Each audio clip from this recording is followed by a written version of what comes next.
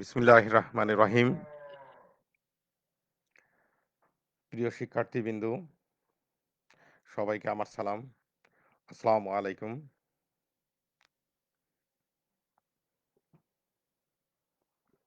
কারিগরি শিক্ষা অধিদপ্তরের তত্ত্বাবধানে পরিচালিত ফেসবুক লাইভ ক্লাসে স্বাগত। Online tvat.com, facebook.com, online tvat।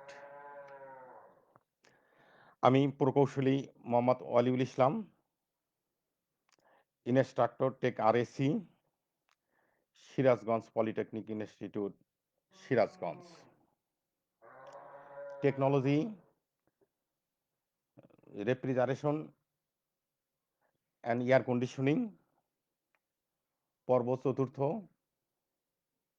বিষয় automotive engine and their systems.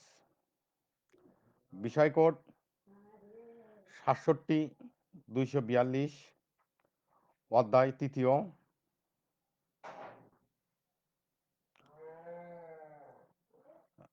Spark ignition engine, সংক্ষেপে এসআই ইঞ্জিন বলা হয়।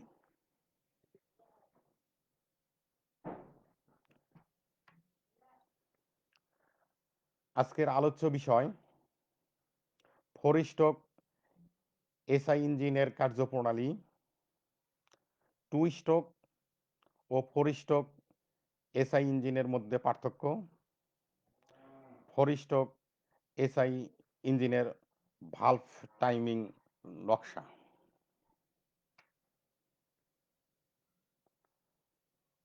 ইঞ্জিনের সিলিন্ডার।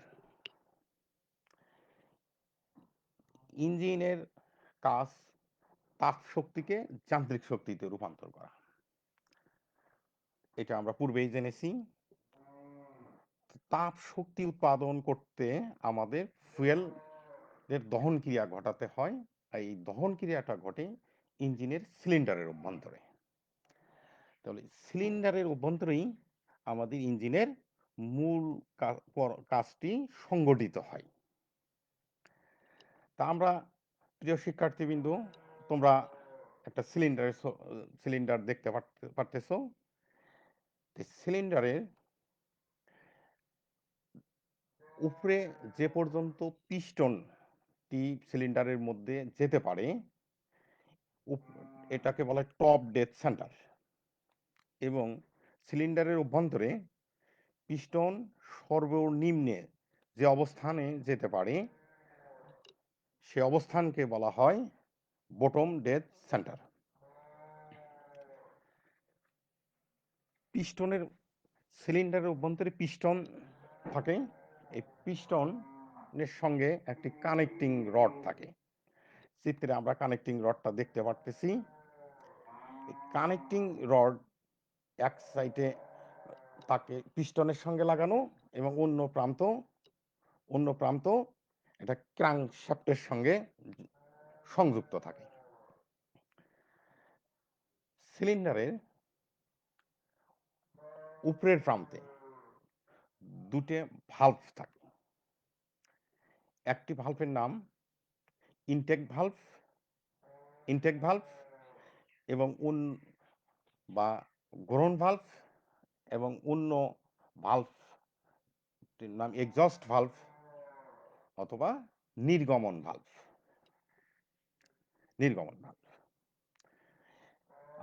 আমাদের ইঞ্জিনের কার্যপ্রণালী জানার আগে আমাদের সিলিন্ডার সম্পর্কে সম্যক জ্ঞান থাকতে হবে। তাহলে আমাদের কানেক্টিং রডটা সংযুক্ত থাকে সিলিন্ডারের ক্র্যাঙ্কশ্যাফটের সঙ্গে।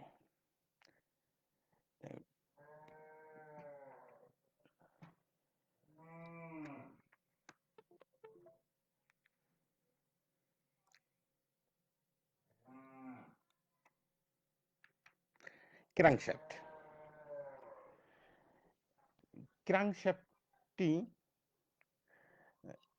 মেকানিজমটা ক্রাঙ্কশ্যাফট মেকানিজমটা এমনভাবে সেট আপ করা থাকে, পিস্টনটি সিলিন্ডারের অভ্যন্তরে উপরে অথবা নিচে যাতায়াত করলেও ক্র্যাঙ্কশ্যাফটটি একদিকে শুধু ঘুরবে।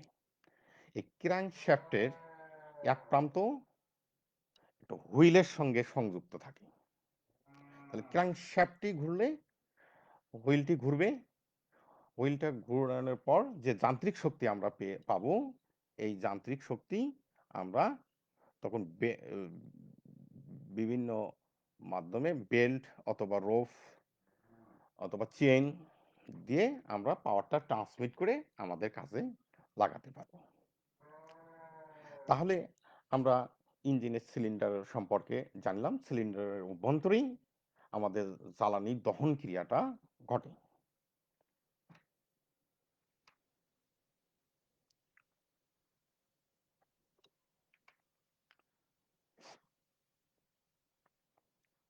এখন আমরা বর্ণনা করব ফোর স্ট্রোক এসআই ইঞ্জিনের কার্যপ্রণালী। Working procedure of four stroke spark ignition engine. ইঞ্জিনের দহন প্রকোষ্ঠে সংকুচিত বাতাস ও জ্বালানির মধ্যে স্পার্ক বা অগ্নিফুলঙ্গি ঘটানোর মাধ্যমে ইঞ্জিনের দহন ক্রিয়া ঘটানো হয়। এজন্য এই ইঞ্জিনকে স্পার্ক ইগনিশন বা এসআই ইঞ্জিন বলে। যেমন পেট্রোল ইঞ্জিন, এই ইঞ্জিন অটো সাইকেলে চালিত হয়।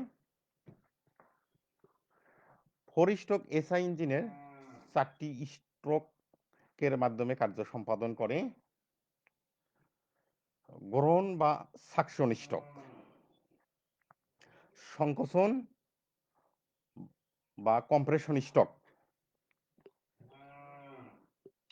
ক্ষমতা বা পাওয়ার স্ট্রোক, নির্গমন বা এক্সস্ট স্ট্রোক। গ্রহণ স্ট্রোক,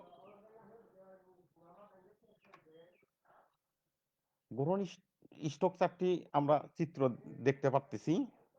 গ্রহণ স্ট্রোক বা ইনটেক স্ট্রোক, আমাদের সিলিন্ডারের উপরের প্রান্তে দুটি ভালভ আছে, একটি ইনটেক বা গ্রহণ ভালভ বা এক্সস্ট বা নির্গমন ভালভ। এই ইনটেক স্ট্রোকের সময়, গ্রহণ স্ট্রোকের সময় গ্রহণ ভালভটি খোলা থাকে, তখন সিলিন্ডারের অভ্যন্তরে ফুয়েল প্রবেশ করে। তারপরে আমরা দেখতেছি কম্প্রেশন স্ট্রোকের চিত্র। কম্প্রেশন স্ট্রোকের সময় ভালভ, গ্রহণ ভালভ এবং নির্গমন ভালভ দুটো ভালভই সিলিন্ডারে বন্ধ অবস্থায় থাকে। তখন পিস্টনটি উপরের দিক যায়, উপরে বিডিসি থেকে টিডিসির দিকে ধাবিত হয়, হওয়ার ফলে ফুয়েল সংকুচিত হয়। এক্সপানশন স্ট্রোক, এক্সপানশন স্ট্রোকে গ্রহণ ভালভ এবং এক্সস্ট ভালভ, নির্গমন ভালভ দুটোই বন্ধ অবস্থায় থাকে। তখন অগ্নিফুলঙ্গির মাধ্যমে দহন ঘটে, ফলে পিস্টনটি নিচের দিকে ধাবিত হয়।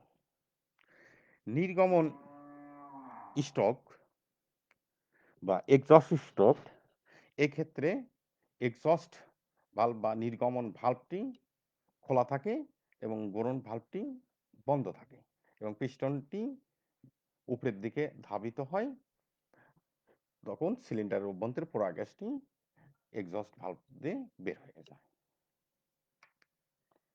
আমরা এখন 4টি স্ট্রোকের বর্ণনা।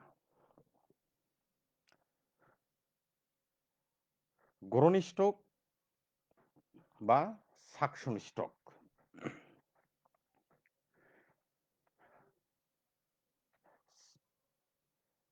আমরা পাশে গ্রহণ স্ট্রোকের বা সাকশন স্ট্রোকের চিত্রটি দেখতে পারতেছি। এক্ষেত্রে আমাদের ইনটেক ভালভ বা গ্রহণ ভালভটি আমাদের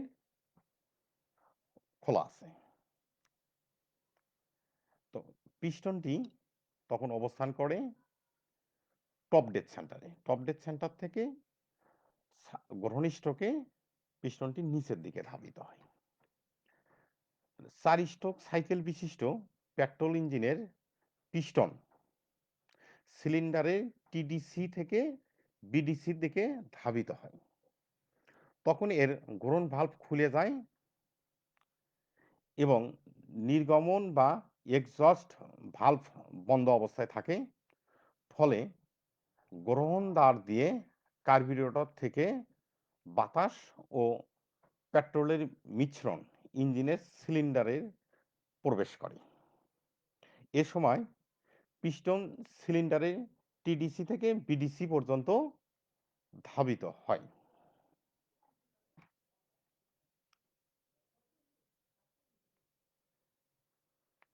সংকোচন বা কম্প্রেশন স্ট্রোক। এই স্ট্রোকে ইঞ্জিনের গ্রহণ ও নির্গমন উভয় ভালভই বন্ধ অবস্থায় থাকে এবং পিস্টন বিডিসি থেকে টিডিসির দিকে ধাবিত হয়। ফলে সিলিন্ডারের মধ্যে আয়তন কমতে থাকে।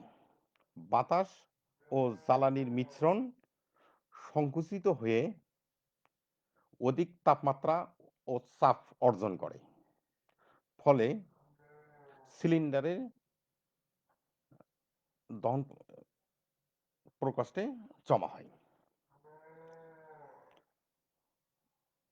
উত্তপ্ত মিশ্রণের মধ্যে স্পার্ক প্লাগের মাধ্যমে অগ্নিস্ফুলিঙ্গি ঘটে।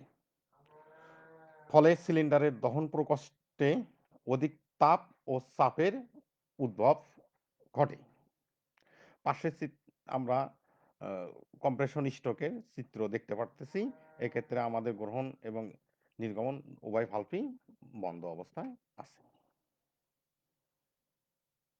ক্ষমতা অর্জন বা পাওয়ার স্ট্রোক। সংকুচিত মিশ্রণে দহন ঘটলে তাপ শক্তি উৎপন্ন হয় এবং সদ্য দহনকৃত গ্যাসের ধাক্কায় পিস্টন সিলিন্ডারের টিডিসি থেকে নিচের দিকে সজোরে ধাবিত হয়।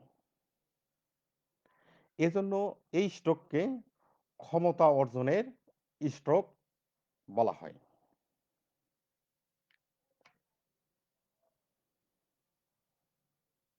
নির্গমন বা এক্সজস্ট স্ট্রোক।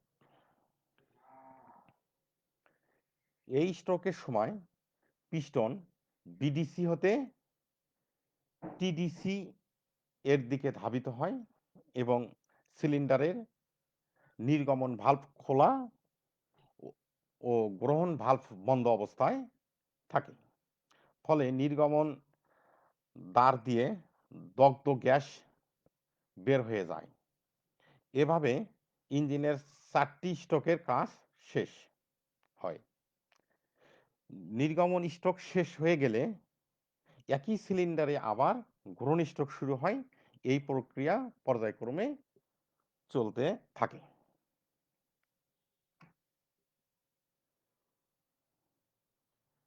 প্রিয় শিক্ষার্থীবৃন্দ, এখন আমরা আলোচনা করব টু স্ট্রোক সাইকেল এসআই ইঞ্জিনের সাথে 4 স্ট্রোক সাইকেল এসআই ইঞ্জিনের পার্থক্য।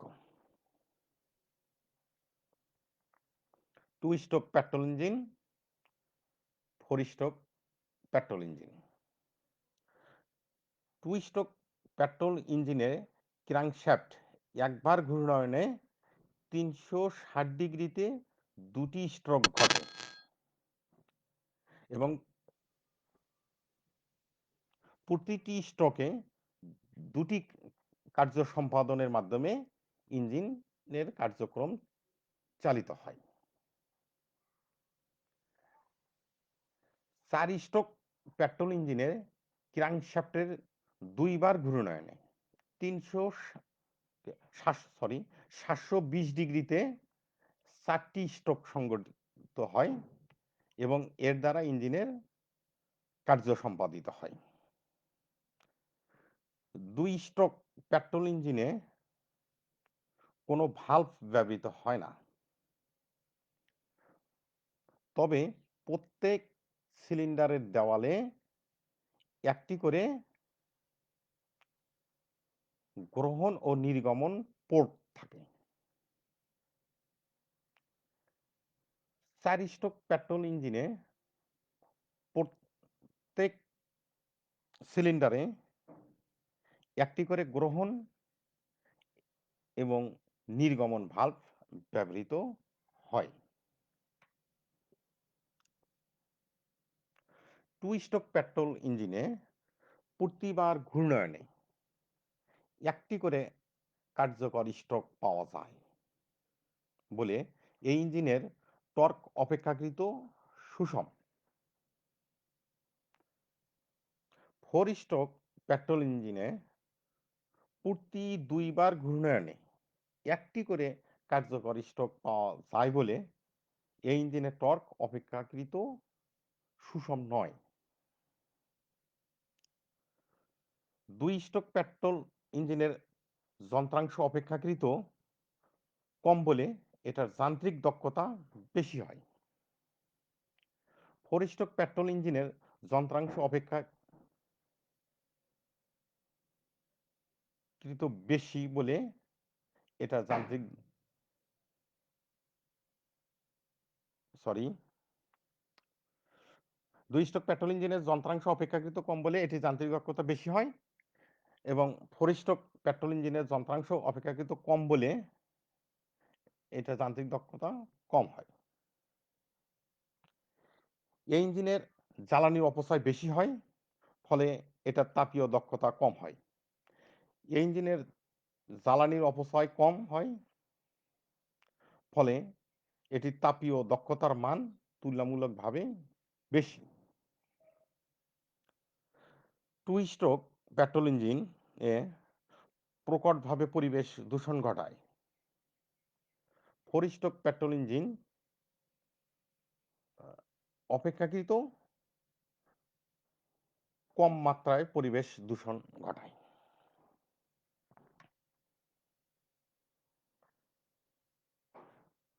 এখন আমরা 4 স্ট্রোক এসআই ইঞ্জিনের ভালভ টাইমিং নকশা আলোচনা করব।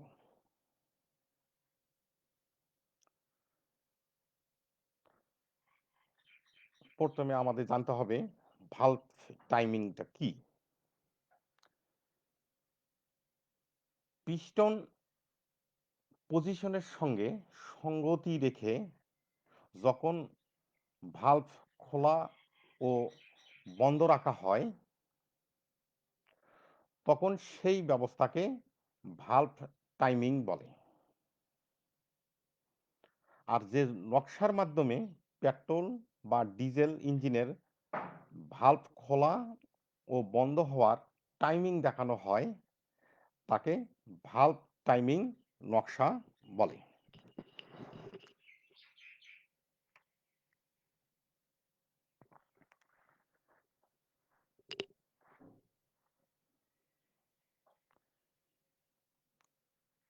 আমরা জানি ইঞ্জিনের 4 স্ট্রোক ইঞ্জিনের স্ট্রোক 4টি। ইনটেক স্ট্রোক, কম্প্রেশন স্ট্রোক, ক্ষমতা অর্জন স্ট্রোক এবং নির্গমন স্ট্রোক। ইনটেক স্ট্রোকে ভালভ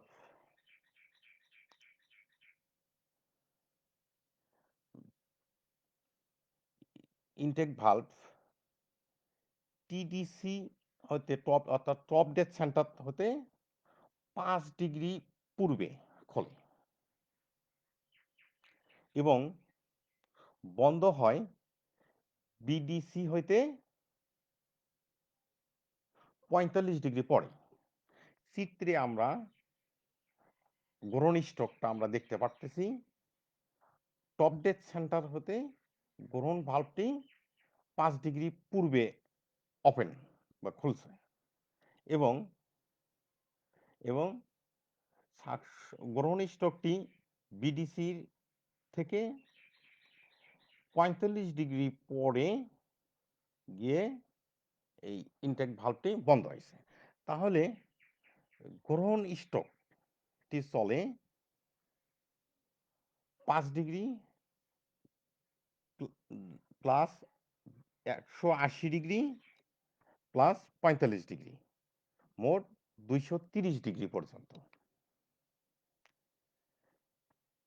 এরপরে শুরু হয় কম্প্রেশন স্ট্রোক। কম্প্রেশন স্ট্রোক আরম্ভ হয় বিডিসি এর ৪৫ ডিগ্রি পরে এবং টিডিসি পর্যন্ত চলে। উচ্চ চাপ ও তাপমাত্রায় সংকুচিত বাতাস ও পেট্রোলের মিশ্রণের মধ্যে স্পার্ক প্লাগের মাধ্যমে স্পার্ক করা হয় এবং ফায়ারিং শুরু হয়। কম্প্রেশন কম্প্রেশন স্ট্রোক চলে ১৩৫ ডিগ্রি পর্যন্ত, অর্থাৎ ১৮০ ডিগ্রি বিয়োগ ৪৫ ডিগ্রি সমান সমান ১৩৫ ডিগ্রি।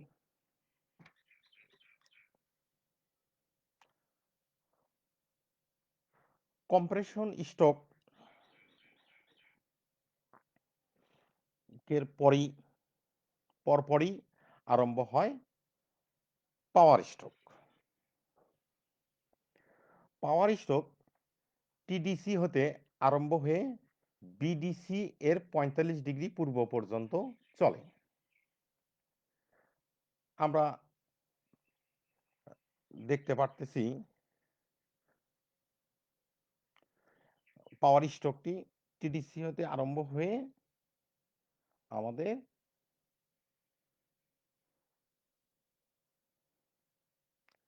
বিডিসি এর ৪৫ ডিগ্রি পূর্বেই আমাদের নির্গমন ভালভটি ওপেন হয়েছে। তাহলে আমাদের পাওয়ার স্ট্রোকটি চলে ১৮০ ডিগ্রি মাইনাস ৪৫ ডিগ্রি সমান সমান ১৩৫ ডিগ্রি। এরপরে শুরু হয় নির্গমন স্ট্রোক। এই স্ট্রোকে এক্সজস্ট ভালভ বিডিসি হইতে ৪৫ ডিগ্রি পূর্বে খোলে এবং টিডিসি হতে ৫ ডিগ্রি পর পর্যন্ত খোলা থাকে। ফলে এক্সজস্ট স্ট্রোকে সর্বমোট ২৩০ ডিগ্রি পথ খোলা থাকে। অর্থাৎ exhaust stroke ৪৫ degree plus ১৮০ degree plus ৫ degree সমান সমান ২৩০ ডিগ্রি। আমরা চিত্রে এক্সজস্ট স্ট্রোকটি দেখতে পারতেছি। আমাদের বিডিসি এর ৪৫ ডিগ্রি পূর্বেই নির্গমন ভালভটি ওপেন হয়েছে এবং এই এক্সজস্ট স্ট্রোকটি টিডিসিতে পৌঁছার পরেও ৫ ডিগ্রি পরে আমাদের নির্গমন ভালভটি ক্লোজ হয়েছে। তাহলে আমাদের এক্সজস্ট স্ট্রোকটি চলে ২৩০ degree. Intake stroke ২৩০ degree. Compression stroke ১৮০ minus ৪৫ সমান ১৩৫ ডিগ্রি। পাওয়ার স্ট্রোক ১৮০ মাইনাস ৪৫ সমান ১৩৫ degree. Exhaust stroke ৪৫ degree plus ১৮০ degree plus ৫ degree সমান ২৩০ ডিগ্রি। সর্বমোট ৭৩০ degree. Overlapping period ৫ degree plus ৫ degree সমান ১০ ডিগ্রি। অতএব ৭৩০ ডিগ্রি বিয়োগ ১০ ডিগ্রি সমান ৭২০ ডিগ্রি।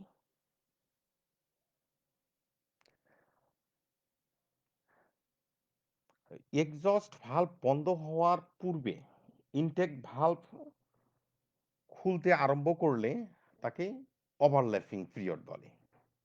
তাহলে উপরের আলোচনা হইতে আমরা দেখলাম ৪টি স্ট্রোককে ক্র্যাঙ্কশ্যাফট ৭২০ ডিগ্রি পথ অতিক্রম করে। ৭২০ ডিগ্রি। তো পিস্টনের ৪টি স্ট্রোকের ফলে ক্র্যাঙ্কশ্যাফট ২ বার ঘোরে।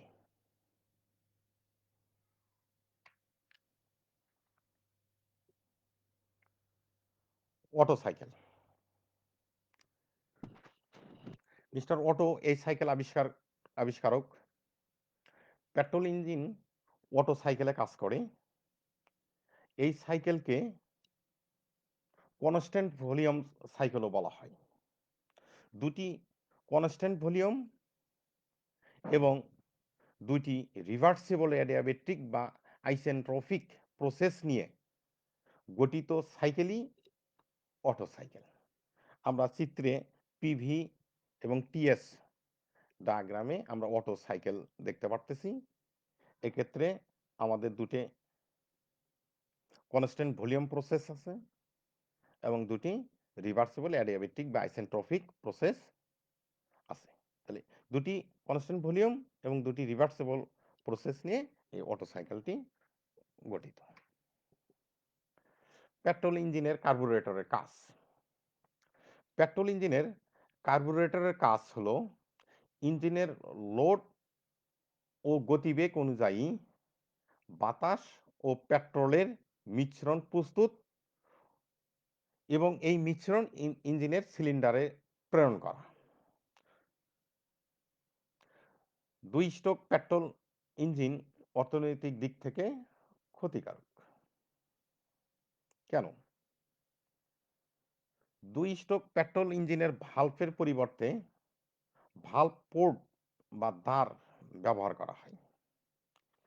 নির্গমন স্ট্রোক ঘটার সময় এতে বিভক্ত দেওয়ালের পাশ দিয়ে বাতাস ও জ্বালানি মিশ্রণ উপরের দিকে ওঠার সময় কিছু মিশ্রণ নির্গমন দ্বার দিয়ে বেরিয়ে যায়।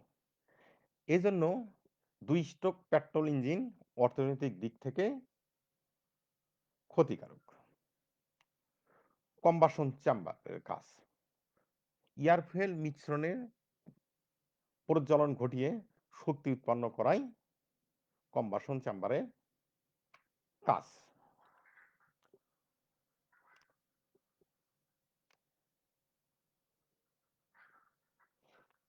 কিছু গুরুত্বপূর্ণ প্রশ্নাবলী।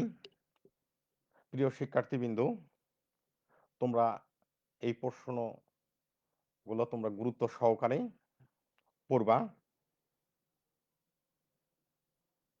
প্রথম প্রশ্ন, অটো সাইকেল বলতে কি বোঝায়? দ্বিতীয় প্রশ্ন, পেট্রোল ইঞ্জিনের কার্বুরেটরের কাজ কি? তৃতীয় প্রশ্ন, ৪ স্ট্রোক এবং ২ স্ট্রোক ইঞ্জিনের পেট্রোল ইঞ্জিনের মধ্যে পার্থক্য লিখো। কম্বাসন চেম্বারের কাজ কি? এসআই ইঞ্জিনের ৪টি স্ট্রোকের বর্ণনা দাও।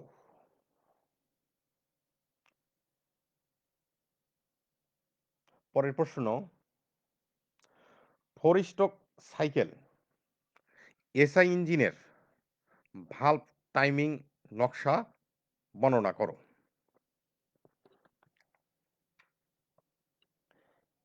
এই ছিল আজকে আমাদের আলোচ্য বিষয়।